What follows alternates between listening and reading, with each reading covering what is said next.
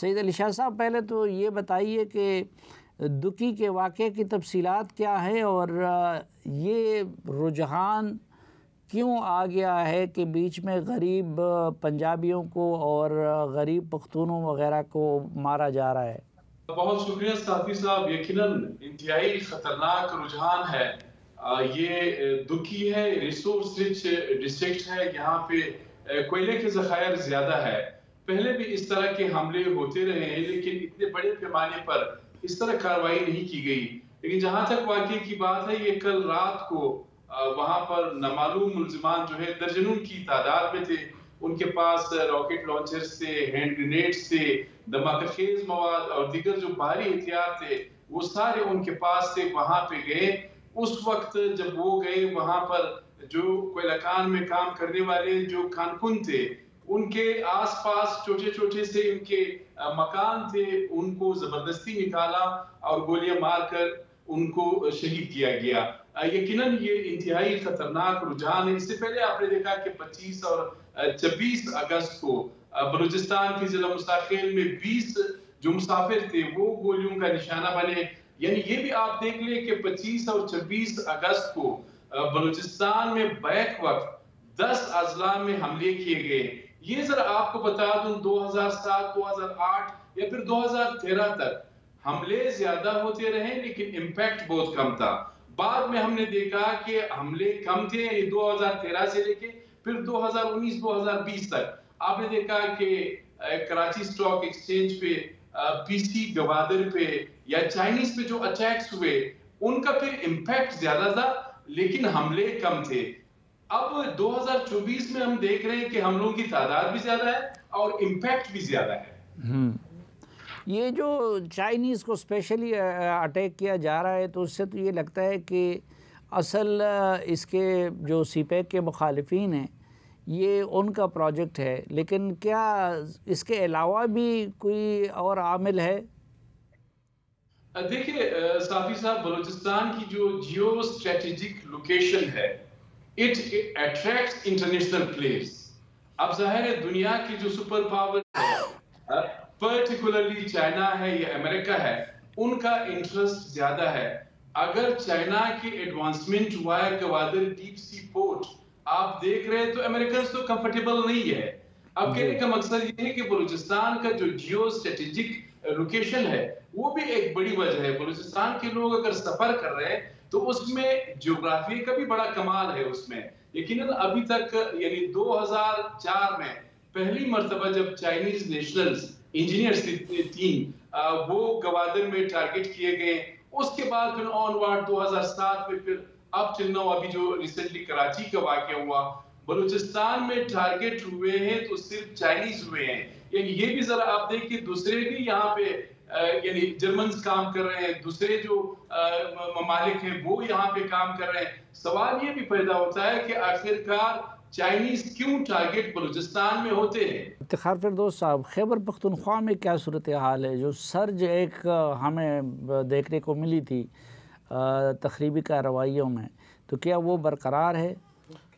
صافی صاحب، سرچ کم تو نہیں ہوئی، اس میں ہم بریکس دیکھتے رہتے ہیں جس کو ہم آکزیلیشن کہتے ہیں، لیکن عجیب بات یہ ہے کہ جو حملوں کی تعداد ہے، جب پولیٹیکل ٹینشنز جو ہے وہ زیادہ ہو جاتی ہیں تو حملوں کی ایک تعداد بھی جو ہے وہ ساتھ میں زیادہ ہو جاتی ہے۔ جب پولیٹیکل ٹینشنز میں کمی آنے لگ جاتی ہے تو حملوں کی تعداد بھی بے تیز در پہ جو ہے وہ نیچے آنے لگ جاتی ہے۔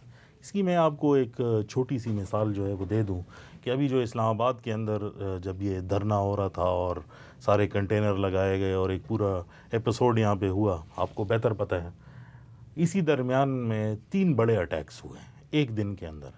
تو اگر ہم ایک دن کے لارجر کیجولٹی فگرز دیکھیں اور ڈسپرس لوکیشنز میں، اس میں کرم ہے جو آپ کا بالکل جو ہے ڈانڈی پٹن والا بارڈر کے ساتھ جو ہے وہ لگتا ہے، پھر ایک جو ہے وہ شمالی وزیرستان میں جو بالکل آپ کا پکتیا کے سائڈ پہ جو ہے وہ لگتا ہے، اور پھر تیسرا جو ہے وہ بلوچستان میں ہے جو بالکل آپ کا سپین بولدک کے ساتھ جو ہے بارڈر لگتا ہے۔ ڈسپرس جگہوں پر جو ہے ہم نے وائلنس دیکھا، اور ایک دن میں تقریباً کوئی 18 شہادتیں ہیں اور آلموسٹ 37 سے زیادہ جو ہے وہ زخمی ہیں، اور یہ پیور ملٹری ہیں۔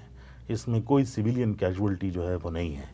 تو جب ہم دیکھتے ہیں کہ ٹینشنز جو ہے وہ پولیٹیکلی کم ہونے لگ جاتے ہیں تو پھر ہم دیکھتے ہیں کہ اٹیکس ہوتے ہیں لیکن اس کی لیتھیلٹی میں کم ہے.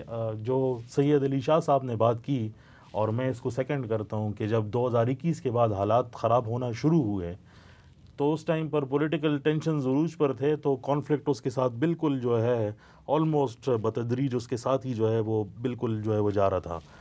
پھر ہم نے دیکھا کہ اٹیکس کے جب 2023 تک ہم پہنچتے ہیں تو 2009 کے مقابلے میں 2023 میں جو ہے تقریباً کوئی 127 زیادہ اٹیکس ہوئے. میں آپ کو انڈیپینڈنٹ فگرز دیکھتا ہوں کیونکہ ہم بھی ریکارڈ رکھتے ہیں.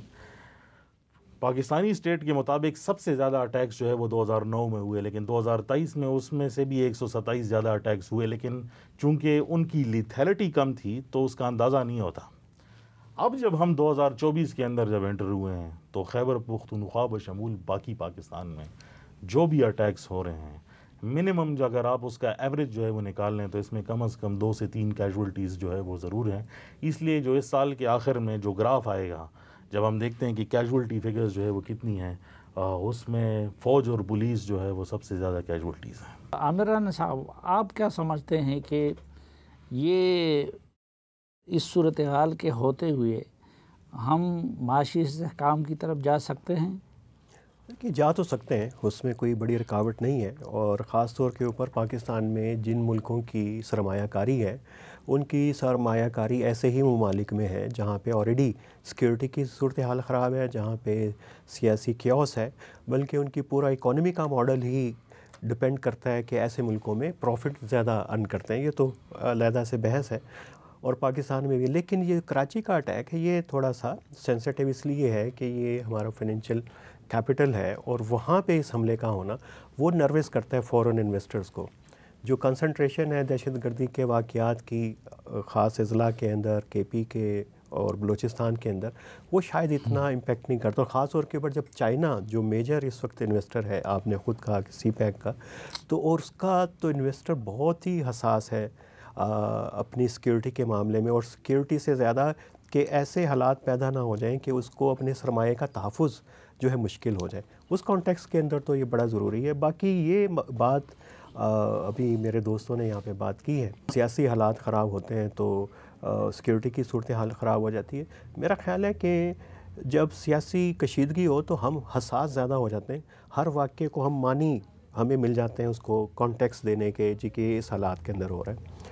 ڈیٹا جو ہے وہ شاید الگ صورتحال بتاتا ہے کہ مسلسل چلتے رہتے ہیں، لیکن خاص طور کے اوپر ٹی ٹی پی جس نے انسپائرڈ ہے القاعدہ سے، اور نظریاتی طور پہ تعلق تو نہیں ہے آئی ایس کے ساتھ لیکن ایک برادرہڈ کا تعلق تو ہے، وہ سارا لٹریچر انہی سے ہے اور بہت واضح اسٹریٹجیز اس کے اندر ہیں کہ آپ نے جب آپ کا ٹارگٹ ہے کسی ریاست کو ڈیسٹیبلائز کرنا ہے، اس کو گرانا ہے، تو جب بھی حالات ایسے پیدا ہوں کہ جو انسٹیبلٹی کی طرف، انتشار کی طرف لے کے جا رہے ہیں تو اس کو کوشش کر میکسیمائز کریں. الطوائش الوحشہ کے اندر تو پورا مینول ہے جو ٹی ٹی بھی پڑھتی ہے، القاعدہ بھی پڑھتی تھی، تو اس میں تو کوئی دو رائے نہیں ہے کہ وہ ایکسپلائٹ کرتے ہیں. لیکن ایک بات یہ مجھے سمجھ نہیں آتی کہ عام طور پہ کہا جاتا ہے کہ بی ایل اے صرف چائنیز کو ہی کیوں ٹارگٹ کرتی ہے اور پنجابی کو، کیونکہ بی ایل اے کا نے تو واضح اہداف ہیں کہ اس کے صرف 2 دشمن ہیں. اس کا دشمن جو ہے پاکستان کی فوج ہے، خاص طور پنجاب کی، اور دوسرا چائنا جو اس کی مدد کرتا ہے. اس کے بارے میں ہر دوسرے تیسرے ہفتے 2-3 مہینے کے بعد وہ ایک اپنا الٹیمیٹم ایشو کرتے رہتے ہیں کہ چینی پاکستان سے نکل جائیں کیونکہ آپ پاکستانی استعمار کی سپورٹ کر رہے ہیں. تو وہ ان کے اہداف بڑے واضح ہیں، اور یہی اس لیے پنجابیوں کی ٹارگٹ کلنگ ہے بلوچستان کے اندر. کلنزنگ کا ایک پروسیس وہاں پہ شروع کرنا چاہتے ہیں، کیونکہ بعض دفعہ یہ ہوتا ہے کہ سیکیورٹی فورسز کے اوپر حملے کی بھی اتنی بڑی خبر نہیں بنتی. دہشت گردی کا مقصد کیا ہوتا ہے؟ امپیکٹ کس سے آئے گا؟ میڈیا سے. جب ایک پنجابی کے اوپر حملہ ہوگا، 3-4 پنجابی شہید ہوں گے، تو اس کی بڑی خبر بنے گی یا سیکیورٹی فورسز کے کسی کانوائی کے اوپر حملے کی بنے گی؟ تو یہ تو بڑی سادہ سی چیزیں ہیں جو ہم سیکیورٹی اسٹڈیز میں پڑھتے ہیں کہ کیوں مخصوص کمیونٹی کے لوگوں کو، کیوں مخصوص طبقوں کو، کیوں مخصوص باہر کے جو لوگوں کو لوگ یہ